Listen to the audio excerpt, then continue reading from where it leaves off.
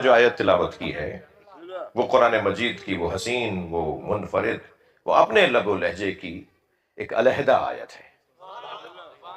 اللہ ارشاد فرما رہا ہے ان اللہ اصطفیٰ آدم و نوحا، جان لو اللہ نے چن لیا ہے آدم کو۔ اللہ جسے چن لے کوئی پھر اس کا کچھ بگاڑ نہیں سکتا، یعنی جسے اللہ نے چنا ہے اس کا حق نہیں ہے کہ وہ اس کے ساتھ سوئے جسے اللہ نے علی چنا ہو۔ لہذا آدم علیہ السلام کو بھی اللہ نے چنا، نوح علیہ السلام کو بھی اللہ نے چنا۔ حضرت آدم سے لے کر حضرت نوح تک ایک دور گزرا ہے انسانیت کا، اور حضرت نوح کے زمانے میں اتنا طوفان آیا، اتنا بارش اور پانی برسا اور بہا کہ ساری دنیا مر گئی سوائے 80 لوگوں کے۔ لہذا حضرت نوح کو آدم ثانی کہا جاتا ہے۔ دوبارہ سے انسانیت شروع ہوئی ہے، دوبارہ سے مخلوق شروع ہوئی ہے، ایک دو جوڑے باقی رہ گئے تھے جن کے بعد پھر دوبارہ سے نسلیں بننا شروع ہوئیں۔ اس لیے حضرت نوح علیہ السلام کو آدم ثانی کہا جاتا ہے۔ حضرت آدم سے لے کر حضرت نوح تک جسے چنا وہ ہے کہ جس کو اللہ نے کائنات کا منفرد بندہ قرار دیا۔ پھر حضرت نوح سے لے کر حضرت ابراہیم تک اللہ نے کچھ لوگوں کو چنا۔ لہٰذا جن لوگوں کو اللہ نے چنا ہے نا، جن کو منفرد کیا ہے، جن کو بلند کیا ہے، جن کو ممتاز بنایا ہے، ان میں حضرت آدم، حضرت نوح، ایک مولا علی کے اس طرف سو رہے ہیں، ایک مولا علی کے اس طرف۔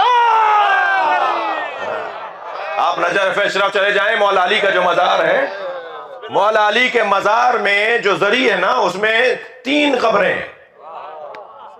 ایک حضرت آدم کی قبر ہے، ایک حضرت نوح کی قبر ہے، اور درمیان میں مولا علی کی ہے۔ سبحان اللہ سبحان اللہ۔ جب میرے مولا حسن جنازہ لے کر گئے نا، مصائب نہیں پڑھ رہا، مولا علی نے فرمایا تھا جنازہ آگے سے خود اٹھے گا، پیچھے سے تم اٹھانا۔ سنی شیعہ نے یہ بات لکھی ہے نا، بلکہ سنی بھائیوں نے زیادہ لکھی ہے یہ بات۔ ہمارے ہاں تو پھر بھی اس کے اوپر بحث اور مباحثہ ہے، لیکن سنی بھائیوں نے تو یہ بات لکھی ہے کہ مولا علی کا جنازہ آگے سے خود اٹھ رہا تھا، پیچھے سے حسنین اٹھا رہے تھے، اور جنازہ جہاں مڑتا تھا وہاں حسنین مڑ جاتے تھے، اور جنازہ ایک مرتبہ مڑتے مڑتے ایک جگہ جھکنے لگا، حسنین نے بھی جنازہ نیچے رکھ دیا۔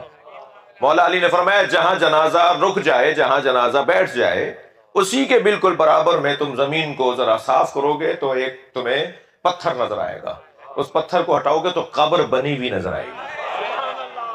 ہاں، امام حسن نے جب اس مٹی کو ہٹایا تو پتھر نظر آیا، پتھر کو ہٹایا تو قبر بنی ہوئی تھی، اور اس قبر کے اندر ایک تختی کے اوپر لکھا ہوا تھا یہ آخری نبی کے وصی علی کی قبر ہے جسے آدم نے اپنے ہاتھوں سے بنایا۔ سبحان اللہ سبحان اللہ۔ تو ایک طرف حضرت آدم کی قبر مبارک، اور ایک طرف حضرت نوح کی قبر مبارک، اور درمیان میں مولا علی کی قبر۔ تو نجف اشرف آپ جائیں گے نا تو آدم کو بھی سلام کرتے ہیں، حضرت آدم علیہ السلام کو بھی سلام کرتے ہیں، حضرت نوح علیہ السلام کو بھی، اور مولا علی علیہ السلام کو بھی سلام کرتے ہیں۔ توجہ کر لیا آپ نے؟